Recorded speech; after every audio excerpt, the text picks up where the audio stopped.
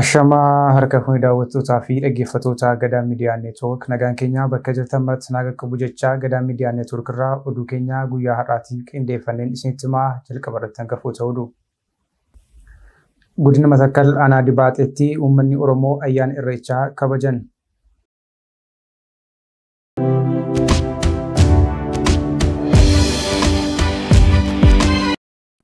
Woboon tarkaanfii cimaa humnoota bilchiginaa irratti fudhachuun du'aa fi madoon adabe.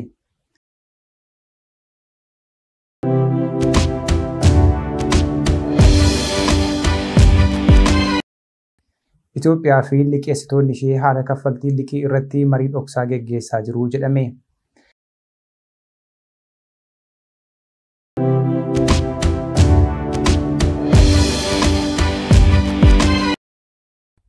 Aanaa Minjaar Shankoraatti mukti ijaarsa bataskaanaaf oolu jijjigee namoonni hedduun du'an.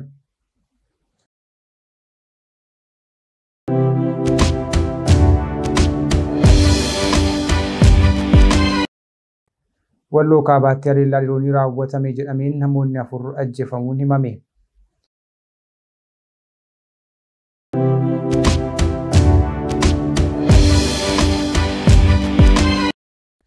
Dargaggoonni Madagaskar fincila kaasuun pirezidaantii biyyichaa mootummaa isaa akka diigu taasisan.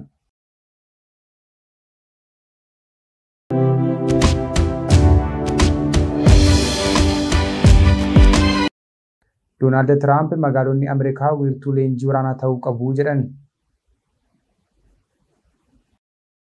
Amma gara bal'ina oduutti isin dabarsaa oduu guyyaa har'aa isinitti muraan isin wajjin turtii kan taasisu ana Maanu'eel Naggaati. Ayyaanni Irreechaa iddoo garaa garaatti kabajamuu itti fufe. Haala kanaan naannoo Beenishaangul Gumuz godina Matakkal aanaa Dibaaxeetti uummanni Oromoo tokkummaan bahuun ayyaana Irreechaa kabajachuun himame. Naannoo Beenishaangul Gumuz godina Matakkal aanaa Dibaaxeetti uummanni Oromoo ayyaana Irreechaa haala ho'aa ta'een kabajuun himame. Dhalattoonni Oromoo aanaa Dibaaxee fi naannoo ishee jiraatan tokkummaan bahuudhaan akkaataa duudhaa fi safuu isaa eeggateen malkaatti wal gahuun irreeffataniiru. Hirmaattonni ayyaanichaas yaada kennaniin uummanni Oromoo bakka jirutti duudhaa, aadaa fi eenyummaa isaa kunuunsee dhaloota itti aanutti dabarsuu qaba jedhaniiru. Waraanni bilisummaa Oromoo tarkaanfii cimaa humnoota bilchiginaa irratti fudhachuun loltoota sirnichaa hedduu du'aa fi madoon adabuun himame. Haala kanaan waraanni bilisummaa Oromoo zoonii lixaa fi waraanni bilisummaa Oromoo zoonii kibbaa tarkaanfii cimaa fudhachuu ibsaniiru. Waraanni bilisummaa Oromoo tarkaanfii cimaa humnoota bilchiginaa irratti fudhachuun loltoota sirnichaa hedduu du'aa fi madoon adabuudhaan injifannoo boonsaa argachuu beeksise. Odeeffannoon maddeen irraa nu qaqqabe akka ifoomsutti yoo ta'e woboon kutaalee Oromiyaa iddoo garaa garaatti tarkaanfii cimaa kana fudhate. Haala kanaan tarkaanfii gaafa onkoloolessa 1/2025 woboon zoonii lixaa godina Horroo Guduruu Wallaggaa aanaa Jaardagaa Jaartee bulchiinsa magaalaa Luugoo keessatti fudhateen loltoota bilchiginaa 30 ol ajjeesuun 22 madeessee 18 fayyaatti harkaan qabuun booji'eera. Gama meeshaatiin immoo qawwee AKM 23, rasaasaa AKM 2000, boombii 5, uffata waraanaa, galaa waraanaa fi kanneen kana fakkaatan irraa hiikkachuun dantaa qabsoo bilisummaa Oromootiif galii godheera. Gaafuma onkoloolessa 1/2025 woboon zoonii kibbaa godinaalee Gujii fi Booranaa keessatti tarkaanfii cimaa humnoota bilchiginaa irratti fudhachuun barame. Tarkaanfii godina Booranaa aanaa Areeroo gandaa Dhidhiilee keessatti fudhatee loltoota sirnichaa 11 battalatti ajjeesuun 7 madoon adabee 1 fayyaatti harkaan qabuun booji'eera. Gama meeshaatiin immoo qawwee PKM 1, AKM 1, rasaasota hedduu, uffata waraanaa fi qoobiiwwan irraa hiikkachuun dantaa qabsoo bilisummaa Oromootiif galii godheera. Tarkaanfii godina Gujii lixaa aanaa Surroo Barguudaa gandaa Surroo Baadiyyaa iddoo addaa Karroo Karraa jedhamutti fudhateen loltoota bilchiginaa hedduu du'aa fi madoon adabuun qawwee AKM 1 fi rasaasa 31 irraa hiikkachuunis barameera. Itoophiyaa fi liqeessitoonni ishee dhoksaadhaan marii geggeessaa jiraachuun himame. Itoophiyaan biyyoota liqii olaanoon irra jiruu fi kaffaluudhaaf rakkoo guddaa keessa jiran keessaa ishee tokkodha. Dhimma kanarratti dhiyeenya kana kan muudaman Dr. Iyyoob Takkaalany qooda fudhachaa jiru jedhame. Itoophiyaan kaffaltii yuuroo boondii doolaaraa biliyoona 1 kanaan dura kaffaluu dadhabdee akkaataa itti kaffaluu dandeessu irratti liqeessota waliin marii dhoksaa geggeessaa jiraachuu Bloomberg gabaase. Akka gabaasichi namoota dhimmichatti dhiyoo jiran irraa odeeffadheera jedhee gabaasetti mariin liqeessota yookiin abbootii boondii fi bakka bu'ummaa Iyyoob Takkaalanyiin Itoophiyaa gidduutti torbee kana Paaris keessatti geggeeffamuu jiru dhoksaa ta'uu fi qaamni lamaanuu bal'ina marichaa hawaasaaf baasuu akka hin dandeenye waliigaluu ibse. Bira darbee liqeessitoonni ishee dhibbeentaa 18 akka dhiisaniif Itoophiyaan gaafattus jalaa kuffisanii turuu isaanii kan kaase gabaasichi dabalataan gabaasa dhaabbanni maallaqaa addunyaa Itoophiyaan alergii irraa doolaara biliyoona 3.4 argatti jedhee baase liqeessitoonni amanuu dhabuun mormuu yaadachiisuun kana caalaa argatti jedhanii amanuun akka irra deebi'amee ilaalamu gaafatanii turuu ibse. Kanaan dura biyyoota akka Chaayinaa fi Faransaay waliin akkaataa liqaa biliyoona 8.4 irra jiru kaffaluu dandeessu irra deebitee mijeeffattus liqeessitoonni dhuunfaa garuu waliigaltee duraa jijjiiruuf haga yoonaatti eeyyamoo akka hin taane gabaasni Bloomberg ni agarsiisa. Naannoo Amaaraa godina Kaaba Shawaa aanaa Minjaar Shonkoraatti ijaarsi gamoo bataskaanaa jijjiiguudhaan namoota irratti miidhaa geessisuun himame. Haga ammaattis lubbuun namootaa darbuu fi namoota kanneen biroo irratti ammoo miidhaan salphaa fi ulfaataan gahuun himameera. Naannoo Amaaraa Kaaba Shawaa aanaa Minjaar Shonkoraa keessatti muktii ijaarsaa bataskaanaaf oolu jijjiiguun namoonni du'uu miidiyaaleen biyya keessaa gabaasaa jiru.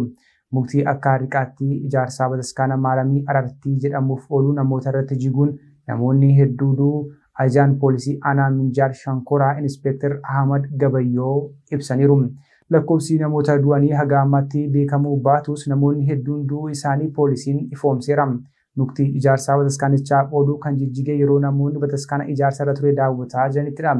Poolisii aanichaa wabeeffachuun FBC'n akka gabaasetti yoo ta'e namoonni 200 ol miidhamanii hospitaala Araaritti yaala argataa jiru. Naannoo Amaaraa godina Walloo Kaabaatti haleellaa diroonii raawwatameen lubbuun namoota 4 darbuun himame. Namoota lubbuun darban kana keessatti haati ulfii akka argamtu himameera. Naannoo Amaaraa godina Walloo Kaabaa aanaa Gubbaa Laaftootti fulbaana 27 bara 2025 haleellaa diroonii buufata fayyaa irratti taasifame jedhameen dubartii ulfa tokko dabalatee lubbuun namoota 4 darbuu fi 10 kan ta'an madaa'u namoonni taaticha ijaan arganii fi ogeeyyiin fayyaa BBC'tti himaniiru. Paartileen siyaasaa 5 dhiyeenya kana tumsaa waloo ijaarratan taaticha akkaan balaaleffataniiru. Haleellaan kun magaalaa Waldiyaa irraa kiiloomeetira 20 kan fagaattee argamtu magaalaa Maayibaasii Saanqaa jedhamtu keessatti buufata fayyaa argamtu irratti naannoo walakkeessa guyyaa mudachuu namoonni taaticha ijaan argan 4 dhaabbata oduu kanatti himaniiru. Ogeessi buufata fayyaa kana keessa hojjetanis meeshaan kun kutaa buufatichaa lakkoofsa 5 kan dhibamtoonni keessa ciisanii yaalaman irra buufachuu ibsan. Haleellaa kana warra ijaan argan keessaa tokko kan ta'e ogeessi fayyaa kun haleellaan kun utuu ijaan ilaalluu dhibamtootaa fi namoota isaan yaalchisuu dhufan 4 ajjeeseeraa jedhan. Kan du'an keessaa namoonni 3 namoota ijoollee isaanii buufatichatti yaalchifataa turan ta'us dabalataan ibsaniiru. Namoonni taatee kana ijaan argan kaanis namoonni 3 warra namoota yaalchisuu buufata fayyaa kana dhufan ta'uu kan himan yoo ta'u namni arfaffaan hordoffii yaalaaf kan gara buufata fayyaa kanaa dhufte dubartii ulfaa tokko ta'us ogeeyyiin fayyaa BBC'tti himaniiru. Haleellaa kanaan daa'ima ogeeyyii fayyaa kan waggaa 6 kan taate dabalatee namoonni 10 madaa'uu warri taatee kana ijaan argan himaniiru. Namoota 10 madaa'an kana keessaa 8 wixata yoo daandiin banamu gara mana yaalaa geeffamus dabalataan ibsameera. Warreen madoo kana keessaa tokko qulqulleessituu buufata fayyaa akka taate kan himame yoo ta'u namoonni 3 miidhaa jabaa irra gahees yaaliin baqaqsanii hodhuu taasifamaa fi jiraachuu BBC'n gabaaseera. Wayitaa haleellaan kun mudatetti humnoota mootummaa fi hidhattoota faannoo gidduutti magaalattii keessatti walitti dhukaasi akka hin turre jiraattonni kan ibsan yoo ta'u haa ta'u malee naannoo Waldiyaa bakka Xuqur Wuhaa jedhamu walitti dhukaasi cimaan akka ture himaniiru. Torbee darbee gaafa fulbaana 26 bara 2025 ganamaa kaasuun Walloo Kaabaa naannawaa magaalaa Waldiyaatti meeshaa gurguddaa walitti dhukaasi jabaan taasifamaa turuu fi sana hordofees tajaajilawwan gargar cituun yeroo sanatti gabaafamaa turuun ni yaadatama. Dargaggoonni Madagaskar qaala'insi jireenyaa itti cimee mormii guddaa geggeessuudhaan pirezidaantiin biyyattii mootummaa isaa akka diiguu taasisan. Dargaggoonni kunneen muuxannoo Neepaalii fi Keeniyaa fudhachuun hojiirra oolchuus ibsaniiru. Dargaggoonni Madagaskar haalli jiruu fi jireenyaa itti ulfaachuun fincila lubbuu namoota 22 galaafatee namoota 100 ol irra miidhaa geessisee erga taasisanii booda pirezidaantiin biyyichaa Andirii Raajoohilaan mootummaa isaa diiguuf dirqamuu Aljaziiraan gabaaseera. Dargaggoota caalmaatti buufachiisuun hiriira mormii kanaaf kan kakaase hanqina bishaanii fi elektiriikii ta'uun yoo gabaafamu labsiin yeroo hatattamaa labsamus mormii torbee darbirraa kaasee haga yoonaatti magaalaa guddaa biyyattii Antananaariivoo keessatti itti fufuun himame. Hiriirri mormii kun harka caalu miidiyaalee hawaasaa keessattuu feesbuukiin qindaa'uun isaa kan hime yoo ta'u, qindeessitoonni mormichaa Neepaal, Morookoo fi Keeniyaa irraa muuxannoo akka fudhatan himan. Hiriira kanarratti alaabaan finciltoonni Jenzii Neepaal fayyadamamaa turan fayyadamuun ibsameera. Pirezidaantiin biyyichaa Raajoohilaan gama isaan kufaatii mootummaa isaaf dhiifama gaafachuun dargaggoota kana waliin mariif dhiyaachuuf waamicha dhiyeesseera. Akkasumas dhaabbilee daldalaa sababa mormii kanaan miidhaman akka deeggaran himuu gabaasichi ni addeessa. Miseensonni mootummaa gahee isaanii yoo ba'uu baatan dhiifama gaafadhaa kan jedhan pirezidaantichi aarii gaddaa fi ulfaatina jireenyaa hanqina bishaanii fi elektirikiin dhufan nan hubadhaa jedhan. Pirezidaantiin Ameerikaa Doonaald Tiraamp dhiyeenyaa kana ajaja isaan dabarsan akkaan addunyaa raajeffachiiseera. Pirezidaantichi magaalonni Ameerikaa wiirtuu waraanaa ta'uu qabu jechuun himan. Pirezidaantiin Ameerikaa Doonaald Tiraamp magaalonni Ameerikaa wiirtuu leenjii waraanaa akka ta'an fedha akka qaban dubbatan. Bakka aangawoonni waraanaa addunyaa wal ga'anitti haasaa kan taasisan Tiraamp jeequmsi siivilii akka diina keessootti ibsan. Yoo isin keessa seentan rakkoon to'annoo alaa hin ta'uu jedhan Doonaald Tiraamp. Kun ergaa Tiraamp eegdota biyyaalessaa Naashinaal Gaard jedhaman magaalota akka Waashingten DC, Los Angeles fi Poortilaand, Oreegon keessatti bobbaasanii ta'e. Bulchiinsi Tiraamp yakka magaalota kunneen keessatti hammaate qolachuu fi hojii dhimmoota godaantota wal qabatu tumsuuf tarkaanfii waraanaa fudhachuu ibsa. Pirezidaanti Doonaald Tiraamp magaalota Dimookiraatonni bulchan kanneen akka Saan Firaansiskoo, Chicaagoo, Niiwuorkii fi Los Angeles keessa haala jiru qeequu itti fufaniiru. Magaalota kunneen keessatti olaantummaa seeraa kabachiisuuf humna waraanaa fayyadamuu akka itti fufan ibsan. Bakka nagaan hin jirre ta'aniiru. Tokko tokkoon isaanii qajeelchinaa jedhan Tiraamp. Namoonni waliin jiran hundi xiyyeeffannaan isaanii kana ta'us ibsan. Kun waraana keessooti.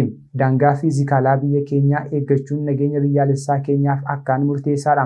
Namoonni kunneen akka nutti seenan hin eeyyamnu jedhan. Waltajjii loltootaa Tiraamp irratti dubbatan kanarratti eegumsi akkaan cimaa ture. Korri kun giddugala leenjii waraanaa yookaan immoo kan damee hundaa kan Virgiiniyaa keessatti lafa heektaaraa 22,257.71 irratti argamu Marine Corps Base Quantico jedhamu keessatti geggeeffame. Aangawoota waraanaa olaanoo ta'antu achitti wal ga'an. Jeneraalonni fi admiraalonni addunyaa kanaa bebbeekamoon callisanii ta'anii aangawoota lama dhaggeeffatu. Tiraampii fi Hegzee.